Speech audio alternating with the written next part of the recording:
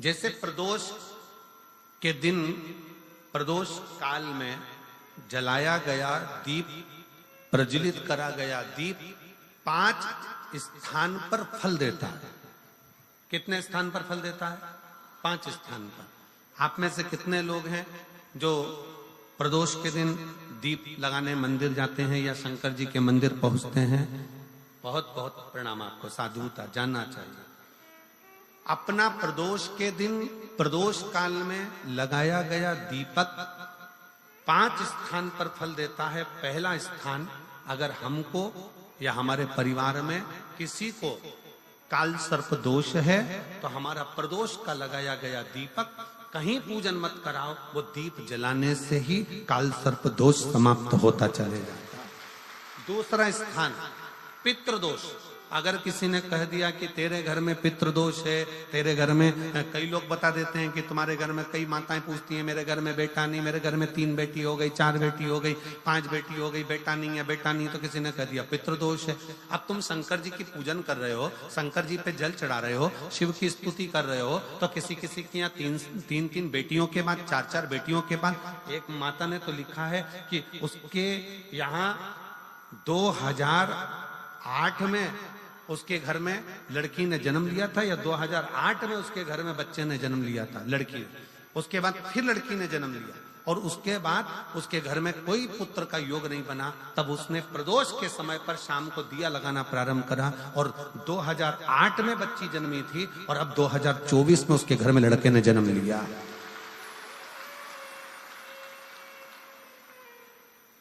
दो 2024 में उसके घर में पुत्र ने जन्म लिया। वो बेटी होगी यहाँ पर कहीं ना कहीं, जिसके घर में बेटे। पहले की लड़की हुई, फिर 2 जुड़वा लड़की हुई, जुड़वा लड़की में से एक लड़की शांत हो गई, फिर आखिरी में बच्ची के कारण बस संतान प्राप्ति का योग नहीं बना। आखिरी में उसने फिर पुनः भगवान शंकर के प्रदोष काल में दीप जलाना प्रारंभ कर। कहीं बैठी हो तो हाथ हिला सकती हैं, अगर कहीं बैठी हो। कितना कितना विचित्र कर्म है, जरा विचार करिएगा कि प्रदोष काल का लगाया गया दीपक, प्रदोष काल, प्रदोष के दिन, प्रदोष काल का जो दीपदान होता है वो सरल नहीं होता, वो सहज नहीं होता।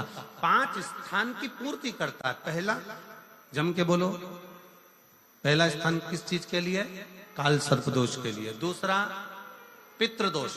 कैसा भी तुम्हें कोई पितृदोष बता दे, कितना भी तुमसे कोई कह दे कि तेरे घर में पितृ का दोष है, तेरे घर में ये दोष है, अगर आप प्रदोष के दिन, प्रदोष काल में, अर्थात सूर्य अस्त के समय के 2:45 तक का जो समय होता है, 2 घंटे के समय का, उसके अंतर्गत अगर आप प्रदोष काल के समय में भगवान शंकर को दीप लगाने के लिए अगर पहुंचे हो तो वो आपको फल देगा ही, पितृदोष का निवारण होगा ही। चाहे तुम कुछ करो चाहे मत करो, वो पितृ की शांति करा दे। दूसरे नंबर पर है पितृदोष। तीसरे नंबर पर है वास्तु दोष। हमारे घर का, अब एक बहुत सावधानी से श्रवण करने वाला विषय है।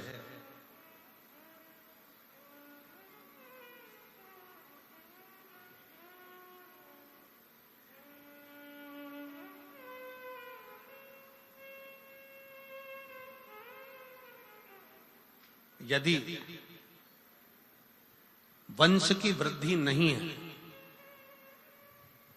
30 वर्ष शादी के हो गए, 40 वर्ष शादी के हो गए और औलाद है ही नहीं, डॉक्टर ने भी हाथ ऊंचे कर दिए, टेस्ट पे भी करवाया, IVF करवाया, सब कुछ तुमने करवा लिया, तो भी औलाद नहीं है, तब आखिरी में एक काम चालू करो।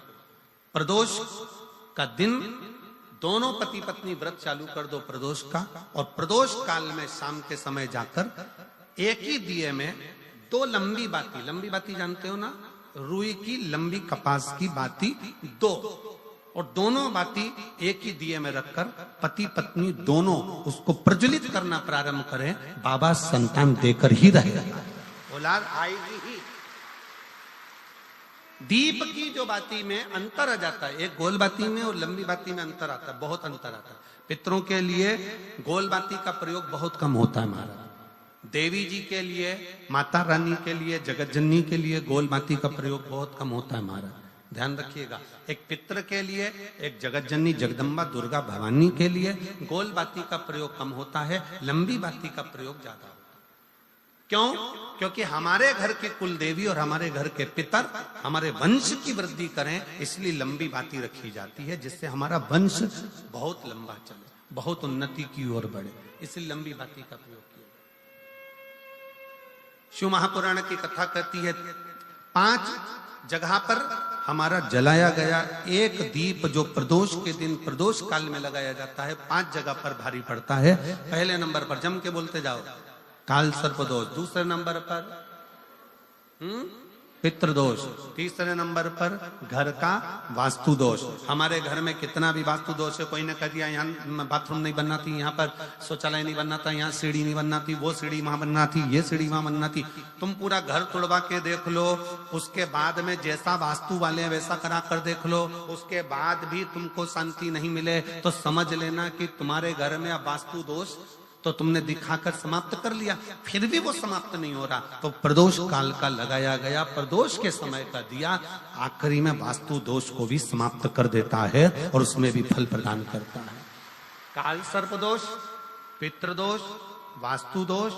चौथे नंबर पर 1 रुपया कमाया, 1.25 रुपए खर्च हुआ, पैसा आया गया।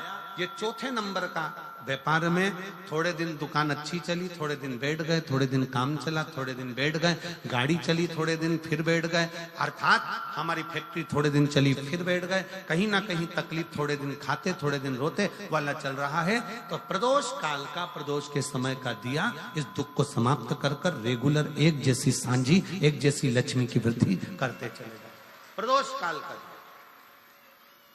और 5वें नंबर का प्रदोष काल का दिया, प्रदोष समय का दिया 5वें नंबर पर रोग का निवारण करता, रोग निवारण।